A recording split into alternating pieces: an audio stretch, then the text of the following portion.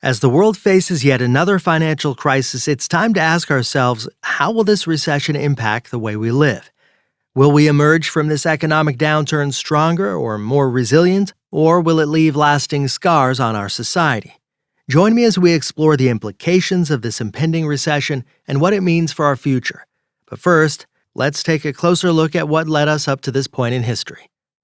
In a speech by Robert Kiyosaki, he warns against buying real estate at the current inflated prices. He advises people to be cautious and not listen to real estate agents who tell them that the price of real estate always goes up.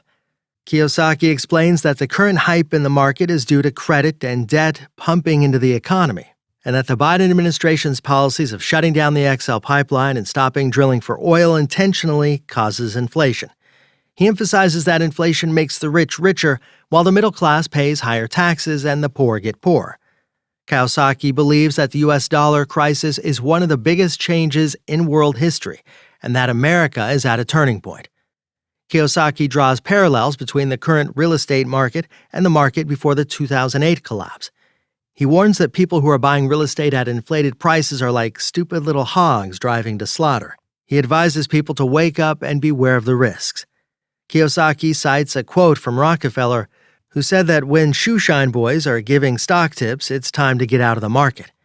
Kiyosaki notes that people are coming up to him, telling him that they bought rental properties, but he can't even talk to them because he believes they're making a mistake.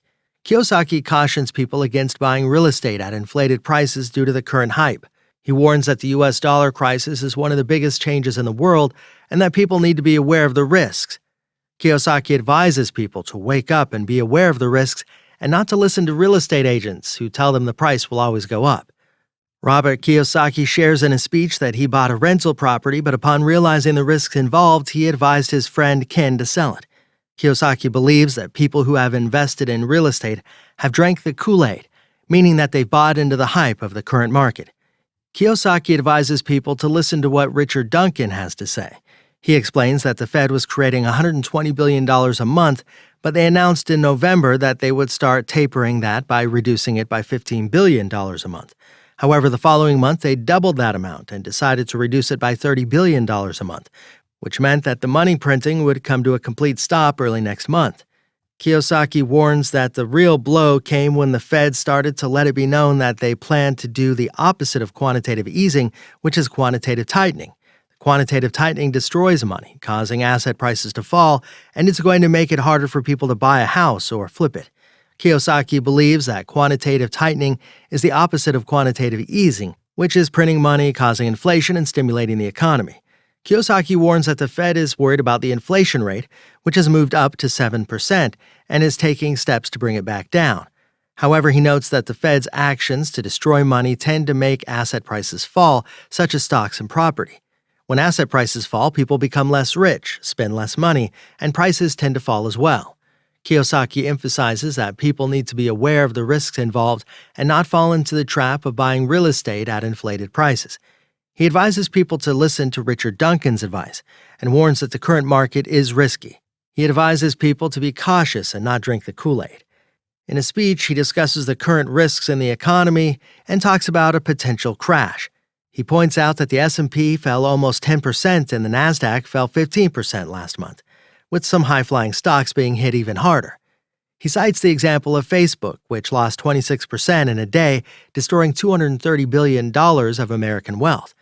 Kiyosaki believes that this market crash could lead to losses in people's 401ks, which is why he's always been against them. Kiyosaki warns that people who plan on renting their property might not be able to afford the rents, as total credit is equal to total debt. He explains that the credit explosion, which would not have been possible if the U.S. had remained on a gold system where dollars were backed by gold, has transformed the world. However, he interrupts Richard Duncan to clarify that credit is what the Fed and the Treasury allow people to get from big banks like Wells Fargo. This credit allows people to take on debt, and by creating debt, debt can explode. Kiyosaki agrees with Duncan's statement that credit and debt are the same thing. He warns that the credit explosion has caused debt to increase from $1 trillion in 1964, when he was 4 years old, to $90 trillion today. He emphasizes that the credit and debt are interconnected and that the two are equal to each other. Kiyosaki believes that people need to be aware of the risks involved and not fall into the trap of taking on too much debt. He advises people to be cautious and not get caught up in the current hype of the market. The use of credit cards has become an integral part of our lives, but with it comes the fear of debt. Many households struggle to manage their debts, and this has become a concern for economists and individuals alike.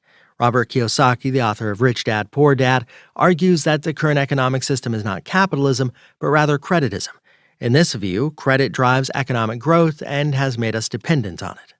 According to Kiyosaki, the American economy used to be driven by investments and savings, which led to the production of products.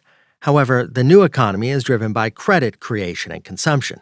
This credit growth has been great for the economy, but it also requires more credit creation and consumption to survive. This has made us dependent on the government borrowing and spending to prevent a collapse. Kiyosaki warns that the current economic system has made individuals reliant on credit, which has resulted in a false sense of security. For example, the 401k retirement plan, which was introduced in 1974, has given people a sense of security. However, it's like a condom that provides a false sense of security while you're really being screwed. Kiyosaki suggests that individuals need to be wary of relying too much on their 401ks because they're vulnerable to market crashes and interest rate hikes. Kiyosaki's warning is especially relevant for millennials who have parents who rely on 401ks for retirement.